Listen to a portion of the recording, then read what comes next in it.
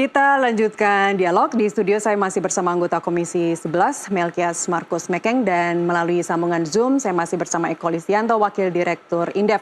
Saya ke Pak Eko terlebih dahulu. Pak Eko, kalau tadi Anda mengatakan bahwa tidak terjadi atau tidak ada korelasi secara langsung begitu ya, penghematan anggaran dengan pertumbuhan ekonomi yang ditargetkan lebih dari 8%, apakah atau bagaimana korelasinya terhadap investasi? Karena Menteri Menko Perekonomian Pak Erlangga Hartarto bilang kalau mau pertumbuhannya di 2029 nanti 8% lebih, ini artinya investasi harus dinaikkan, harus tumbuh 10%. Ya, kalau investasi tentu ini berkaitan langsung ya di dalam konteks mendorong pertumbuhan ekonomi begitu.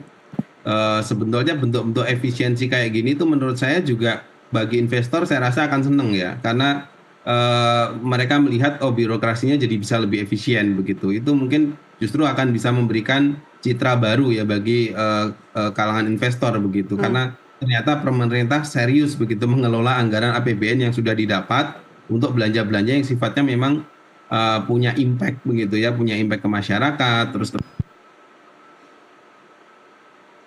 Pak Eko, audionya tidak terdengar. Kepada aspek-aspek yang lebih luas begitu. Nah, saya rasa memang ya sebenarnya wajar ya kalau investasi harus tumbuh katakanlah lebih tinggi dari pertumbuhan ekonomi begitu, karena memang itu yang kita butuhkan begitu, Mbak Nastiti. 10%. Ini kalau investasinya bentuknya PMTB itu ya mungkin yang dimaksud ya, kan ini tergantung definisinya apa dulu gitu. Kalau PMTB-nya harus tumbuh 10%, saya rasa iya, karena pertumbuhan ekonominya yang mau dikejar 8% kan begitu. Kalau dalam konteks nilai ya, dalam konteks nilai untuk tumbuh 8% ini memang dibutuhkan setidaknya investasi itu sekitar 20.000 triliun ya untuk beberapa tahun ke depan. Artinya kalau dipecah jadi 5, at least 4.000 triliun per tahun begitu, itu dibutuhkan untuk menggerakkan perekonomian begitu. Menko Perekonomian juga mengatakan kinerja ekspor juga harus tumbuh 9%. Tapi seperti apa saja sektor-sektor yang bisa digenjot untuk ekspor? Kita lanjutkan di segmen berikutnya. Pak Eko dan Pak Mekeng, kita kembali usai jeda azan maghrib berikut ini. Kita lanjutkan dialog. Di studio saya masih bersama Pak Mekeng, anggota Komisi 11, dan melalui sambungan Zoom masih bersama Eko Listianto, Wakil Direktur Indef. Pak Mekeng, kalau bicara terkait dengan keuangan daerah yang juga ikut dipangkas, apakah penghematan anggaran ini sebenarnya akan menghambat atau bisa mempercepat pertumbuhan ekonomi yang ditargetkan?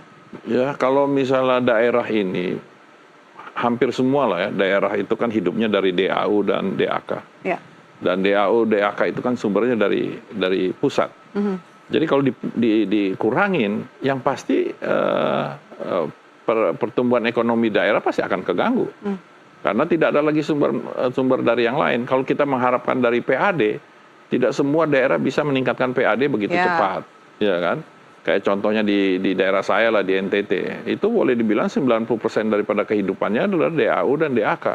Nah kalau DAU, DAK dipangkas, pasti akan melambat pertumbuhan ekonomi daerahnya. Tapi bukannya sektor turis di sana bisa untuk menambah PAD? Turis itu kan banyak faktor yang harus diperbaiki. Sekarang tiket pesawat ke kampung saya itu jauh lebih mahal daripada kita kalau ke Taiwan, ke Korea, ke Singapura apalagi. Jadi orang banyak pilihan. Nah ini harus diberesin oleh Menteri Pariwisata, bahwa dia kerjasama dengan airlines supaya tiketnya murah, orang datang ke sana, pertumbuhan ekonomi terjadi. Tapi kalau tidak terjadi itu, ya hanya harapannya dari DAU dan DAK, gitu loh. Agak susah untuk itu kalau di Indonesia Timur. Kalau kita bicara di sektor Jawa misalnya, apakah itu juga akan berpengaruh? Atau mereka tentu bisa menggenjot PAD dari situ? Nggak semudah juga itu kan, kan ini kan semua tergantung inovasi daripada pimpinan daerahnya. Kalau pimpinan daerahnya tidak punya inovasi, hanya mengandalkan DAU, DAK juga pasti akan stuck. Jadi sumber pendanaan dari APBD itu kan Daudak plus PAD. Kalau Daudaknya agak dikencangin, PAD-nya harus dinaikin dong. Nah tapi bagaimana menaikkan PAD?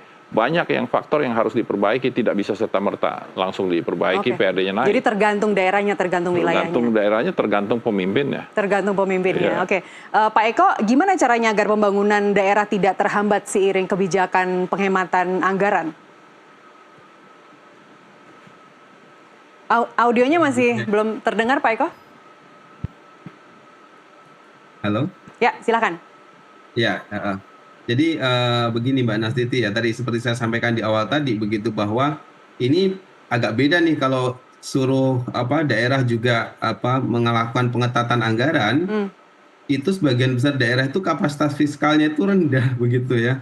Sangat sekali bergantung dari dana transfer di pusat seperti Pak Mekeng bilang Ya. tadi begitu. Sehingga impact-nya memang agak berbeda. Kalau di kementerian di pusat itu ya sekedar aktivitinya saja yang mungkin dikonversi menjadi bentuk online atau dikurangi begitu. Itu masih katakanlah masih dalam level bisa dilakukan. Tapi di daerah dana transfer itu sangat diperlukan begitu untuk katakanlah ya menginikan aktivitas mereka ya. Tapi tentu mungkin tujuan pemerintah adalah penghematan itu juga perlu dilakukan di daerah begitu ya. Jangan kemudian di pusatnya sudah melakukan memberi contoh begitu ya, di daerahnya tetap saja ya selebrasi kegiatan-kegiatan seremonial dan berbagai macam yang sifatnya hanya sekedar pelengkap itu gencar dilakukan, kan maunya begitu gitu ya. Mungkin sehingga tadi saya mengusulkan pada yang aspek daerah ini harus dilihat kapasitas fiskal masing-masing daerahnya dulu begitu, sehingga nanti penghematan itu bisa beragam ya. Kalau yang seperti Jakarta atau Kalimantan Timur mungkin oke-oke saja begitu, tapi begitu sudah bicara tadi ya katakanlah NTT atau daerah-daerah lain ya di Indonesia Timur itu mungkin ceritanya berbeda begitu. Jadi apa yang bisa ditingkatkan untuk Indonesia Timur? Untuk Indonesia Timur ya saya rasa pertama ya kalaupun misalkan harus juga melakukan pengetatan harusnya dilihat kapasitas fiskalnya ya. Jadi mungkin ada rumusan tertentu begitu yang bisa dilakukan begitu supaya jangan sampai kemudian target 50 triliun dari transfer daerah itu kemudian justru membuat ekonomi daerahnya nggak bisa bergerak ya begitu. Baik, terkait skema belanja misalnya di pemerintah skema belanja pemerintah pusat dan transfer ke daerah, kalau tadi kita bicara Indonesia Timur atau kita bicara keseluruhan wilayah deh, bagaimana caranya lebih mengedepankan otonomi keuangan daerah masing-masing? Kita bicara di Jawa dulu misalnya Pak Eko. Iya, tentu opsi-opsi katakanlah di Jawa ya, tentu kalau kita lihat ya sebenarnya sebagian besar di Jawa kan relatif lah gitu dibandingkan di luar Jawa, mereka punya opsi-opsi untuk mendorong PAD-nya, tapi memang tidak mudah juga begitu karena situasi ya ekonomi kita sebetulnya ya moderat lah pertumbuhan kita ini begitu, sehingga untuk bisa menghasilkan PAD ya mereka harus mendorong ekonominya tumbuh dulu di masing-masing daerah ya. Kira-kira memang situasinya seperti itu gitu. Jadi bicara penghematan di daerah dengan instruksi dari pusat itu memang agak lebih menantang ya. Apalagi daerah-daerah ini kepala-kepala daerah baru kan begitu yang punya visi misi juga begitu kan sesuai dengan apa yang dikampanyekan kemarin untuk daerahnya begitu. Baik. Terakhir sekaligus closing statement dari Anda Pak Mekeng. Indef misalnya atau ekonom lain juga mengatakan bahwa kalau memang 2029 nanti target minimal 8% itu akan tercapai, itu artinya dari mulai tahun 2025 ini minimal 5,5% pertumbuhan ekonomi. Kemudian 2026 nanti harus bisa 6,5%. Kita bicara nggak usah jauh-jauh 2029, dari tahun ini aja 5,5%. Menurut Anda? Ya, yang pasti dengan adanya penghematan ini kan lebih banyak disalurkan kepada makanan bergizi.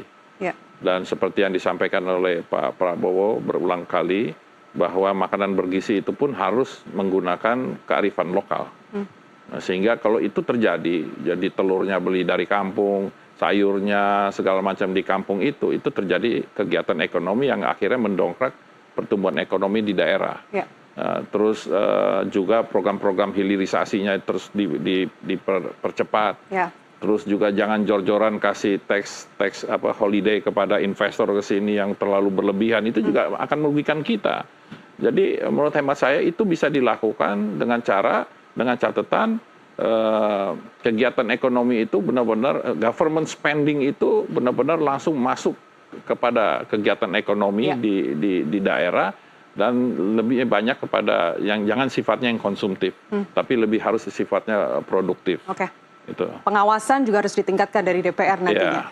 Pak Mekeng, sayang sekali kita harus mengakhiri dialog kali ini. Terima kasih telah bersama kami, telah berbagi insight. Pak Eko, terima kasih atas waktu Anda bersama kami. Sehat selalu.